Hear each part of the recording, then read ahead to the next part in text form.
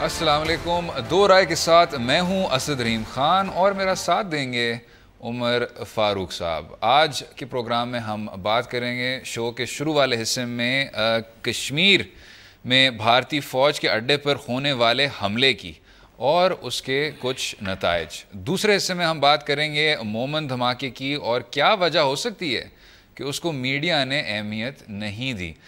आखिर में पाकिस्तान की म्यूज़िक इंडस्ट्री पर बात होगी, क्या नया सूरज तुलू हो रहा है।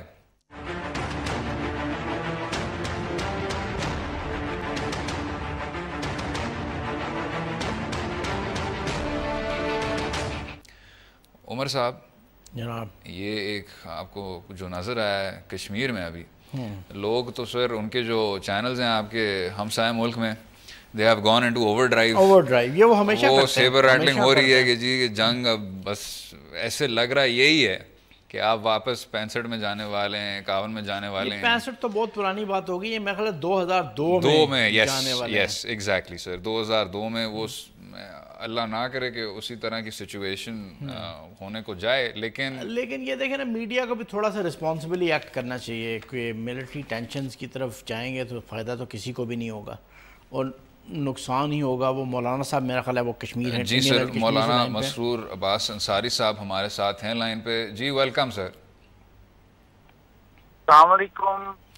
वालेकुम अस्सलाम। मौलाना साहब ये बताइएगा, ये जो हमला हुआ है उरी में, उसके बाद क्या सूरत हाल बनेगी? क्या इंडियन सिक्योरिटी फोर्सेस की तरफ से जो कार्रवाइयाँ होंगी उन पर सख्ती आने का इम्कान है, अंदेशा है? आप क्या देख रहे हैं? जी, दरअसल हम इसी एंगल से इस सिचुएशन को भी यहाँ देखते हैं। हमारे हिसाब से जो अभी रिपोर्ट्स आ रही हैं तो वो इस बात की ही गवाही देती है कि जो कश्मीर में अभी अवामी इंकलाब आ रहा है, लोगों को रोज बरोज मारा जा रहा है, हजारों लोग पाबंद सलासल कर दिए गए हैं, 10,000 से ज्यादा अफराद को मजरूफ किया गया है जो अभी हॉस्पिटल्स वगैरह में इलाज के लिए तड़प रहे हैं। तो ऐसे में ये भारतीय एजेंसियों के जरिए ये रिपोर्ट दिलाना कि उड़ी में एक फौजी कैंप पर हमला हुआ है, दरअसल इसके बहुत सारे मुहर्रिकात हो सकते हैं। पहला मुहर्रिक ये है कि यहाँ जो इंडिया में इन्होंने पॉलिसी बनाई है वो ये है कि किसी भी तरीके से आप इस अवामी जद्दोजहद और अवामी इनकलाब को बदनाम करने की कोशिश करें। मौलाना साहब, तो ये जो अभी हमला भी हुआ है, इससे आपका सियासी जो जद्दोजहद है वो कितना मुतासर होगा? जी, आपका जो सर जो लिबरेशन की एक जद्दोजहद है सर, वो कितनी मुतासर होगी इस हमले की वजह से? जी, मुतासिर तो नहीं होगी, लेकिन ये सिर्फ एक प्रोपेगेंडा मुहिम है डोवेल की और राजनाथ जी की, ताकि कश्मीरी को बदनाम किया जाए, इसको दहशतगर्दी का लेबल दिया जाए, पाकिस्तान को इन्वॉल्व किया जाए कि इन्फिल्ट्रेशन हो रही है उस तरफ से ओडी में जहां नजदीक लाइन ऑफ कंट्रोल है। लेकिन अगर आप गौर फिक्र कर ले तो आपको पता चलेगा कि वहाँ पूरी तरफ से तारबंदी है, वहां से कोई इन्फिल्ट्रेशन नहीं हो सकती है। ये जो अंदर कार्रवाई की गई है ये भारतीय एजेंसी की कार्रवाई है और ये इसलिए है कि तहरीक को बदनाम किया जाए, इस पर दहशतगर्दी और टेररिज्म का लेबल लगाया जाए। अच्छा मौलाना साहब, ये बताइएगा कि आपके ख्याल में एक सवाल आप मेरा ले लें। जी मौलाना साहब जी, मैं ये पूछना चाह रहा था आपसे कि ये जो सूरत हाल बन रही है, इसमें अगर पाकिस्तान और इंडिया के दरमियान कोई तनाज़ा खड़ा होता है या कोई टेंशन्स पैदा होती है, तो उस टेंशन्स को आप लोग कश्मीरी लीडरशिप कैसे देखेगी? देखिए, हम तो पहले ये चाहते हैं कि ये तनाज़ा ना हो, ये टेंशन ना हो, और लेकिन भारत अभी भारतीय क़यादत, भारत फौज, भारत के सियासतदान यही चाहते हैं कि इसको बदनाम किया जाए। आप टेंशन से न घबराएं, क्योंकि भारत अभी उस पोजीशन में है नहीं कि वो पाकिस्तान के साथ कोई सरहदी तनाजा कर ले। लेकिन भारत की फकत यही एक आरज़ू है कि किसी भी तरह यहाँ की लीडरशिप को बदनाम किया जाए, यहाँ के अवाम को बदनाम किया जाए, यहाँ की तारीख को बदनाम। मौलाना साहब, thank you so much for joining us sir, thank you. जी उमर साहब, जनाब, जो इन्होंने अभी बात की सर कि ये एक है प्रोपेगेंडा है सर। प्रोपेगेंडा असल में देखें ना, कश्मीरी तो बिल्कुल एक दफ़ा उन्होंने फिर ये साबित कर दिया कि वो आज़ादी चाहते हैं और वो इंडिया के साथ रहना नहीं चाहते। वो तो बड़ा क्लियर सामने आ गया। देखें ना, जिस तरह के मुजाहरे वहाँ पे हो रहे हैं, इतने बड़े बड़े मुजाहरे वहाँ पे हो रहे हैं, और जिस तरह लोग जमे गफ़ीर निकल के आता है सामने, वो तो बिल्कुल। लेकिन दूसरी तरफ देखें ना, ये भी एक रियलिटी है कि इंटरनेशनल सिचुएशन बिल्कुल कंड्यूसिव नहीं है इस सारी सूरत हाल। उमर साहब, अगर इंटरनेशनल सिचुएशन को छोड़ भी दिया जाए, जो नज़र आ रहा है वो ये है कि एक सिलसिला है और वो आपके सामने है। सिलसिला एक जो अजीत दोवल साहब भी हैं, जिनको आपने नेशनल सिक्योरिटी एडवाइजर बना अच्छा, दिया है। दूसरे सिलसिले की, अच्छा वो सिलसिले जी की बात, जी, ये सिलसिला सर इंटरनेशनल इवेंट्स को छोड़ के ये एक ऐसी चीज़ है जो आपको एक सोच नज़र आ रही है हिंदुस्तानी हुकूमत से, जो शायद कोई किसी पिछली राइट विंग हुकूमत में नहीं थी। और वो ये है सर, अगर उनका शायद हमारे पास वो क्लिप भी है, वो भी चलाएंगे, ये कहते हुए कि आप बहुत देर से अभी चला लें ना, पहले चला दिखा लें, दें, चला लेते हैं, दिखा दें उनको। One is the defensive offense, that is to defend ourselves. We will go to the place from where the offense is coming. Now when we come into the defensive offense, then we start working on the vulnerabilities of Pakistan. It can be economic, it can be internal security, it can be political, it can be their isolation internationally, it can be their this thing like that. Pakistan's vulnerability is many, many times higher than of India. Once they know that India has shifted its gear from the defensive mode to defensive offense, they will find that it is unaffordable for them. You can do one Mumbai, you may lose Baluchistan. ये sir दुनिया की जो सबसे बड़ी जमहूरियत है, उनके national security adviser थे। इन पे वैसे अगर थोड़ी सी एक बात भी हो जाए सर, एक मिनट सर, लूनेटिक फ्रिंज है ना, लूनेटिक फ्रिंज नहीं है सर, लूनेटिक सर, लेकिन यहाँ लूनेटिक फ्रिंज जो हैं वो वहाँ पे भी हैं। उमर साहब, यहाँ लूनेटिक फ्रिंज इक़्तिदार में नहीं आती है और आपको आपको एक और भी चीज बताऊं सर, इन शख्स के बारे में, दोवल साहब के बारे में, कि इनकी जो ज़हनियत है सर है जासूसों वाली, क्योंकि ये खुद जासूस हैं, बड़े फख्र से जासूसों के हाथ में मुल्कों के रिलेशंस नहीं जाने चाहिए। Thank you. और बड़े फख्र से वो कह चुके हैं कि इंडियन हाई कमीशन में वो रहे, लाहौर में उन्होंने जासूसी की। बड़े फख्र से उन्होंने कहा कि गोल्डन टेम्पल में जब खालिस्तानी तहरीक के खिलाफ ये सारा ऑपरेशन हो रहा था, तब भी वो एक पाकिस्तानी जासूस बन के वहां गए और वहां सारी उन्होंने इत्तलात जमा की। दोनों मुल्क न्यूक्लियर आर्म्ड हों, ठीक है उमर साहब, मुल्कों के रिलेशंस जो हैं होना नहीं चाहिए, में नहीं जाने उमर साहब, होना नहीं चाहिए, लेकिन ये हकीकत है और इस हकीकत को अब हमें समझना चाहिए, क्योंकि 2014 में बड़े सेंसिटिव सूरत हाल है। क्योंकि 2014 में उमर साहब, जो मैं कुछ 1-2 साल से तो कह ही रहा हूँ, वो ये है कि बहुत लोगों ने कहा निक्सन गोज़ टू चाइना, ये राइट विंग हुकूमत है, इनको कोई गद्दार नहीं कहेगी।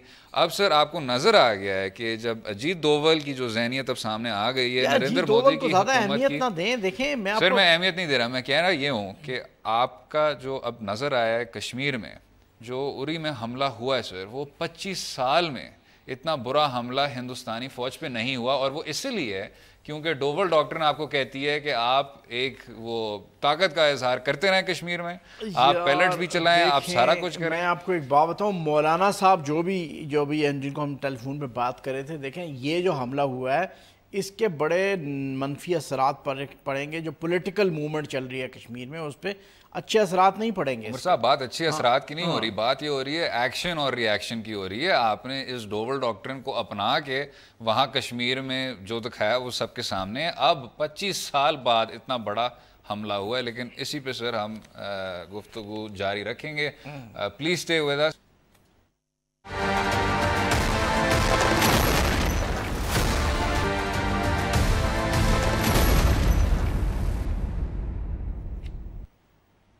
Welcome back to Do Raay. अब बात हो रही थी कश्मीर पे।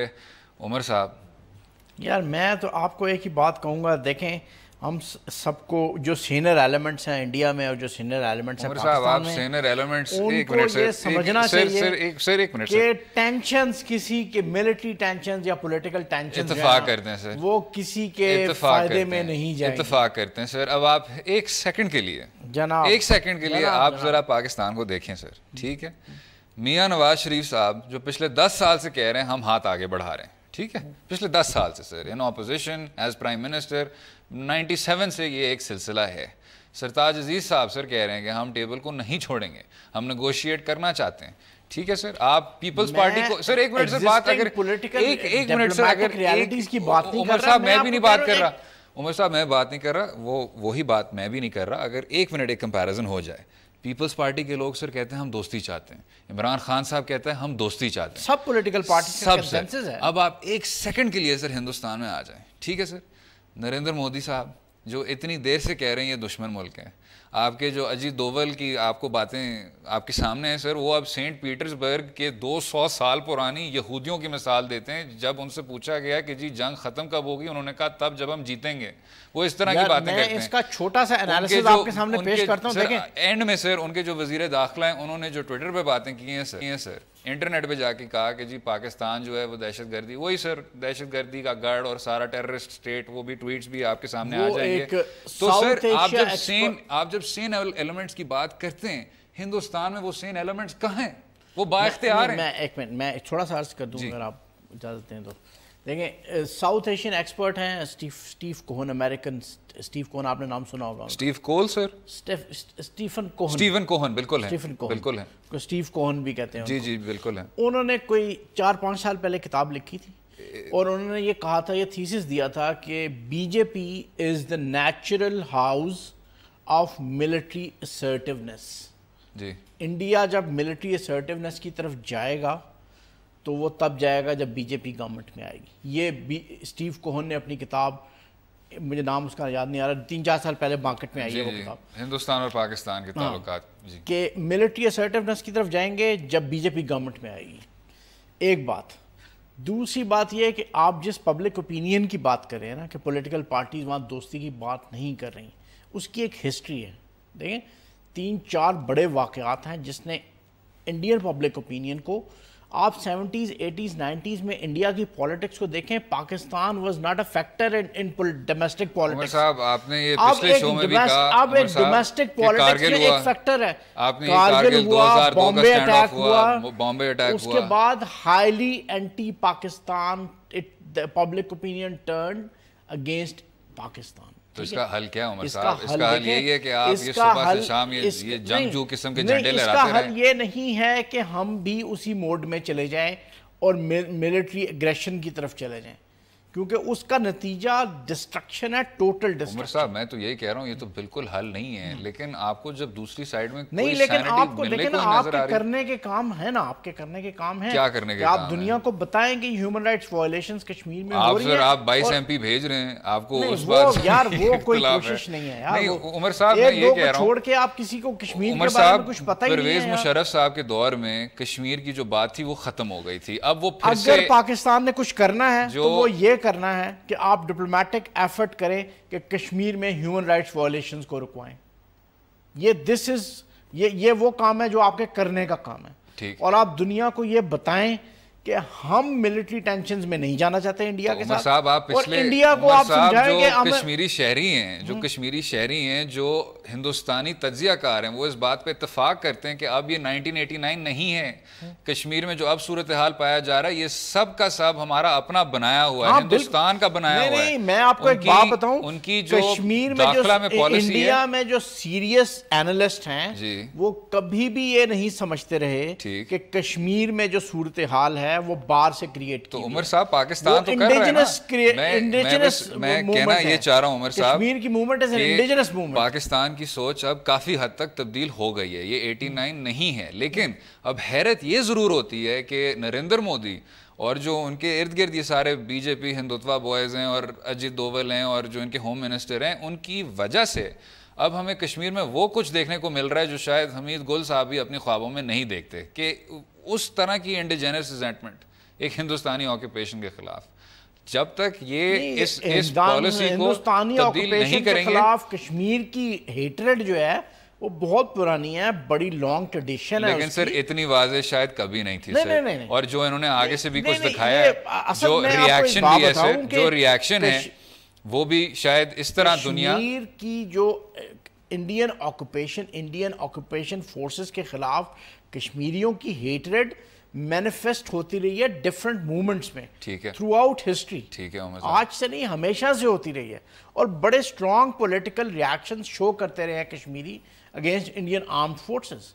ये आज की बात नहीं है, ये हमेशा से 30, 40, 50 साल में ये मुख्तलिफ मौक़ों में ये मैनिफेस्ट होती रही है। मैं वही तो कहना चाह रहा हूँ कि जो तब्दीली आई है वो आई है हिंदुस्तानी हुकूमत की तरफ से, और तब्दीली ये आई है कि अब आपके जो डोवल साहब हैं वो ये समझते हैं कि आपको ये सब जो हिस्सा है ये एक सियासी सवाल नहीं है, इसका सियासी हल नहीं है। डोवल इज सर ये एक ऐसी लूनेटिक फ्रिंज है जिसको बेतहाशा वोट पड़ा है, जिसकी हुकूमत कहीं नहीं जा रही, जो शायद अगला इंतखाब भी जीत जाए। सर डोवल नरेंद्र मोदी के लिए एक और लफ्ज है सर, ये सोच वही है, ये जहनियत वही है सर। आखिरकार उनको वज़ीर आज़म ने ही एडवाइजर लगाया कि ऐसा ना हो और पाकिस्तान और इंडिया जो है वो किसी मिलिट्री टेंशन्स की तरफ नहीं। ये खित्ता जो है इस मिलिट्री मतलब ये सब बातें अपनी जगह दुरुस्त, कश्मीर की जो शौक़ आज़ादी है वो अपनी जगह बहुत स्ट्रॉन्ग है, बिल्कुल ठीक है, लेकिन इन सारी चीज़ों के सामने रखते हुए भी एक कश्मीरियों को ये समझना होगा कि अपनी तहरीक आज़ादी को उन्हें टेररिज्म से डीलिंक करना है। उमर साहब वो चाहे डीलिंक करना हो कि नहीं, लेकिन जो आपकी जो ऑक्यूपेशन है वहाँ वो दो फ़र्क चीज़ों को लिंक कर रही है, कि जो आपके अलहदगी पसंद भी हैं और जो आपके सिविलियंस हैं जो जॉब्स और डेवलपमेंट के लिए एहतजाज कर रहे हैं, उनमें भी वो कोई फ़र्क नहीं कर रही। दोनों पे सर वही पैलेट बुलेट्स की बरसात हो रही है, माजरत के साथ सर। तो शायद इसके बीच में से कर रहे हैं मैं उनको ये हल निकालना होगा। नहीं बट ये सर के डी लिंकिंग की शायद बात नहीं रही, डी लिंकिंग की बात शायद नहीं रही। सूरत हाल में डी लिंक करना बड़ा मुश्किल काम है, जो लेकिन डी लिंक करना पड़ेगा। अगर आपके लिए पॉलिटिकल मुश्किलात फ्रीडम स्ट्रगल के लिए बढ़ जाएंगी अगर वो इंडियंस कामयाब हो जाते हैं इसको लिंक करने में। दूसरे हिस्से में हम बात करेंगे मोहम्मद एजेंसी में जो धमाका हुआ और मीडिया ने उसकी कवरेज क्यों नहीं की right after this.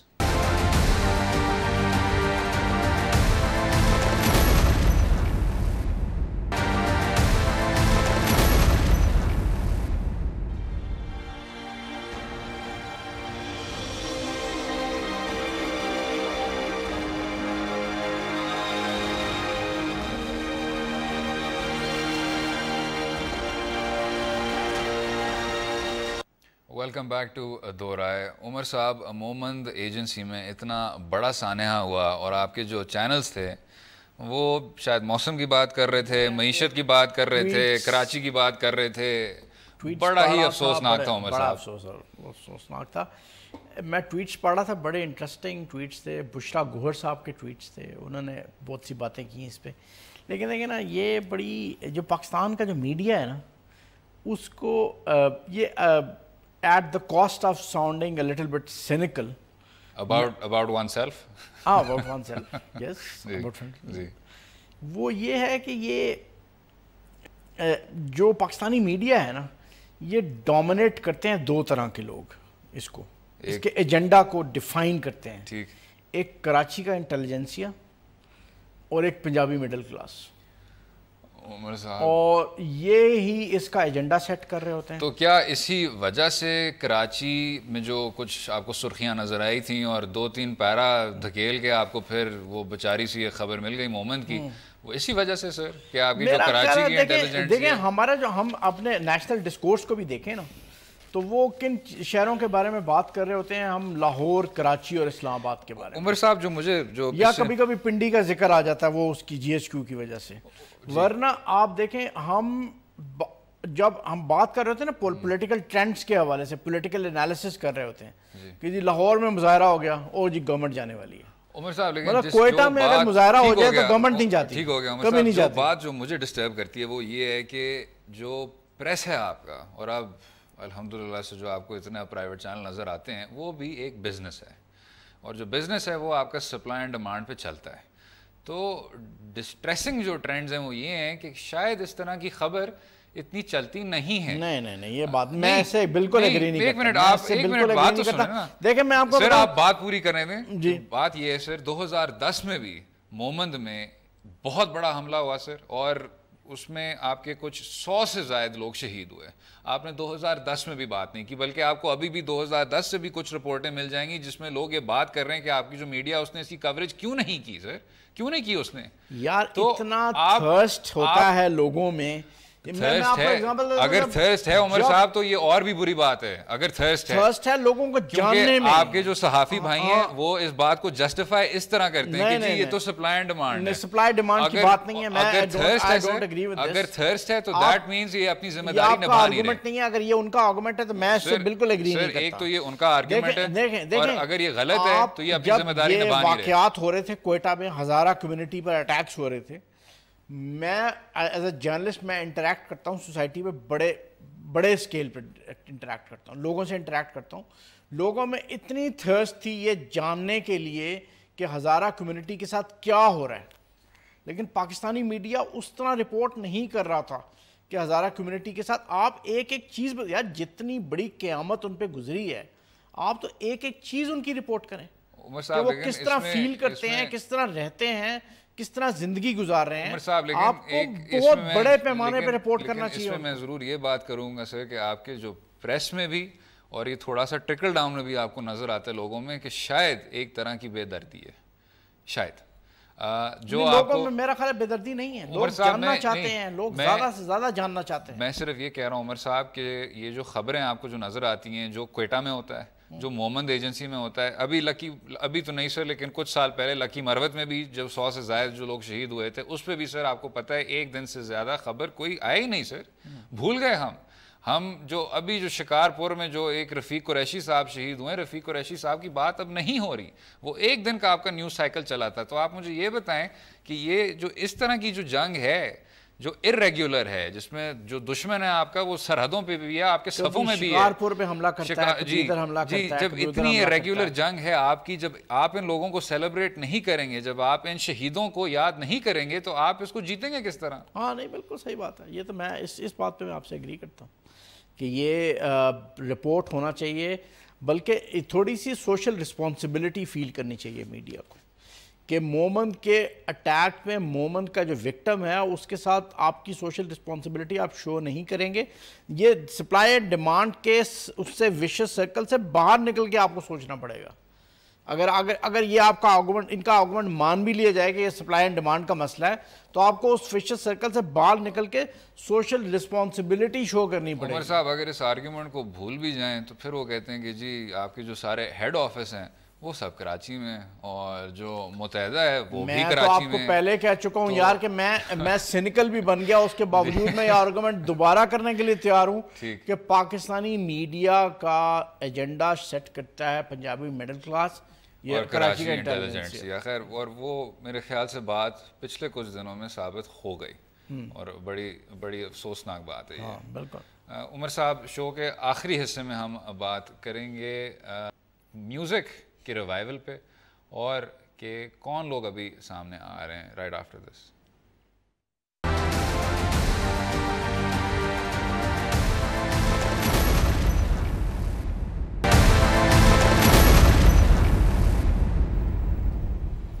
Welcome back to Do Raay. बात होगी म्यूज़िक इंडस्ट्री की रिवाइवल पे। उमर साहब हमारे साथ मारूफ सितार नवाज नफीस अहमद साहब भी हैं जो नापा से भी ताल्लुक़ रखते हैं। जी वेलकम सर।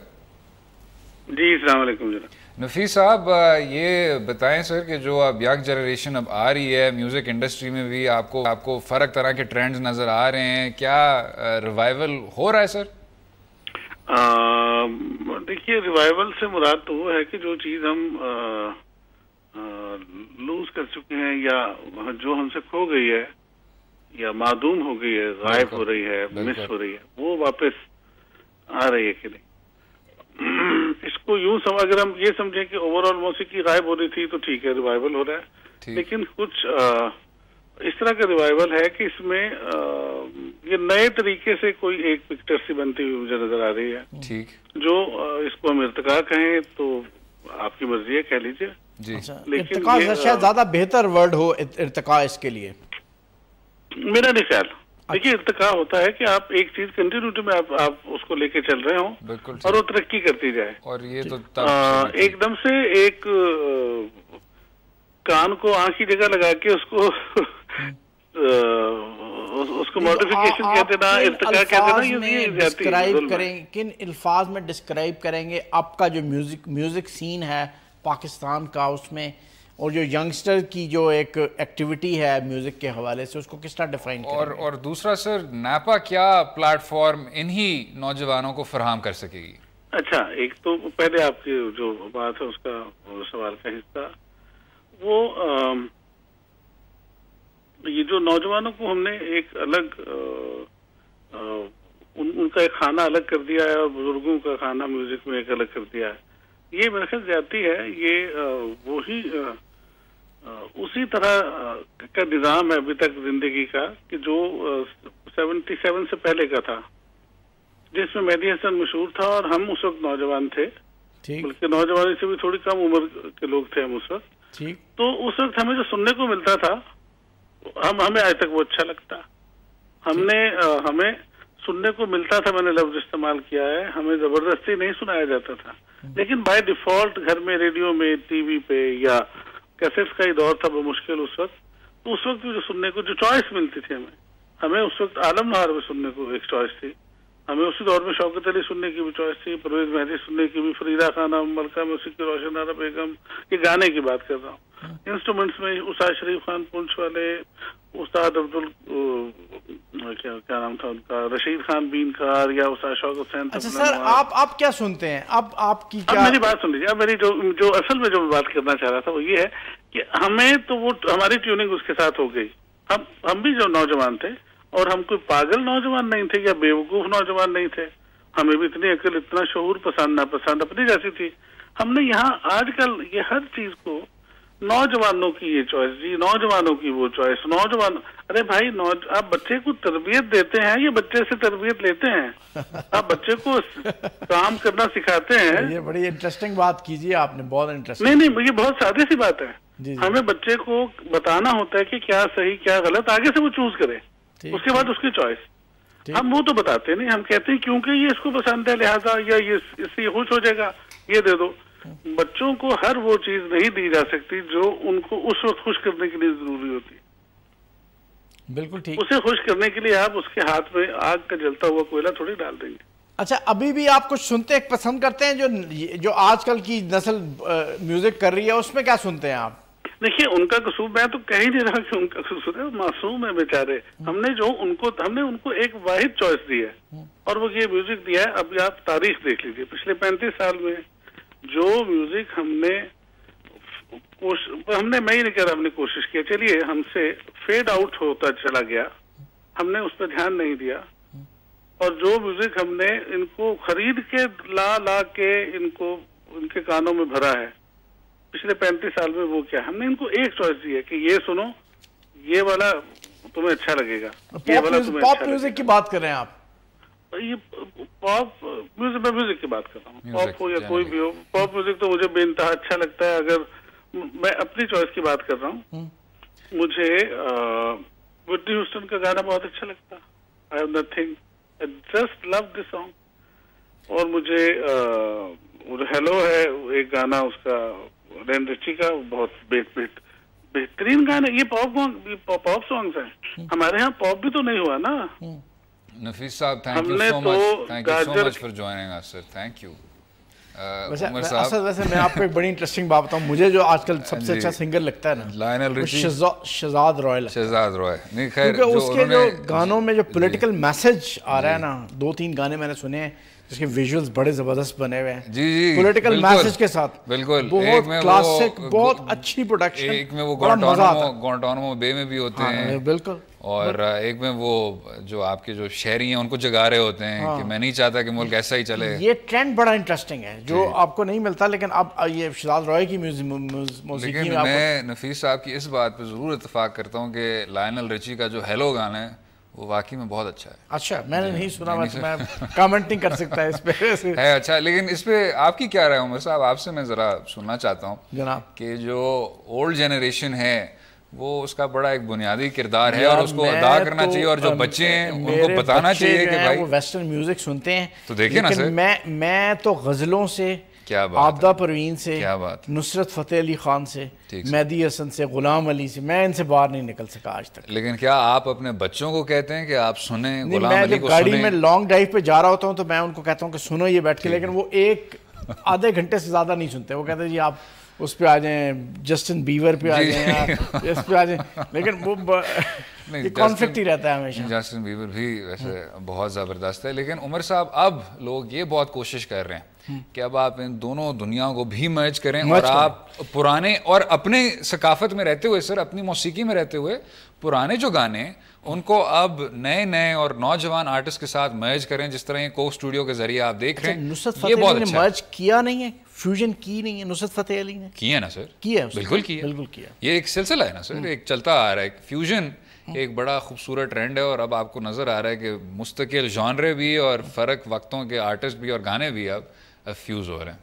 तो इट्स वेरी एक्साइटिंग, ज़बरदस्त। उम्मीद है कि आपको आज का प्रोग्राम पसंद आया होगा। अपनी राय से भी हमें आगाह करें ट्विटर और फेसबुक के लिंक्स के जरिए। अगले हफ्ते तक मुझे और उमर फारूक साहब को इजाज़त दें। खुदा हाफिज़।